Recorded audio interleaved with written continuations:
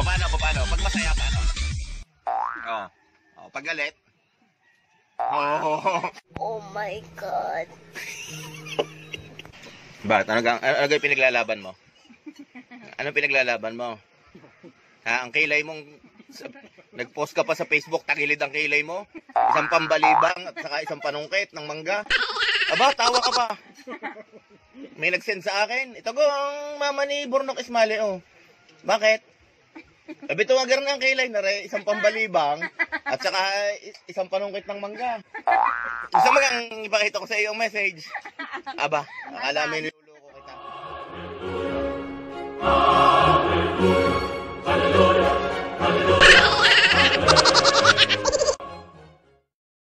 Ikay naka-block sa akin, alam mo yon, hindi ka? Oh, isinansaan yung picture mo, baka akala mo yung niluloko ko. Sabi ko, hindi naman ho pambalibang ng mangga yan. Ako, ano yung tatablo na namin yan? Gagawin namin pinto. Ba't kaya mo magpakita? Ano yung problema mo? Digat hamba lang siya ng kailangan. Ha? Hamba lang. Ang alin? Hamba?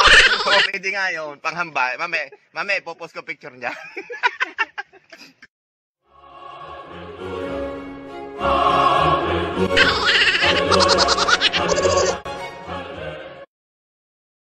Lumabas sa ano ng mama mo? Anong kilay doon sa picture? Isang ano?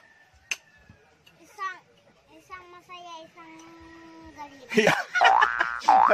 Ito mo, yan oh.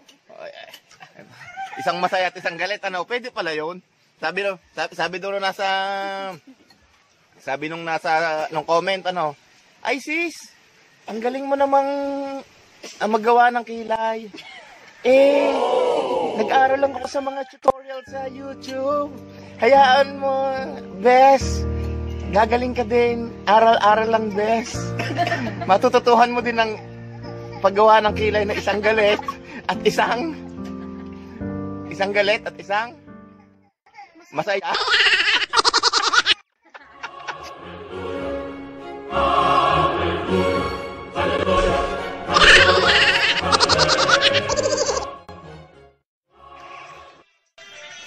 Pero napansin ko, totoo lang, hindi sa pagbibiro.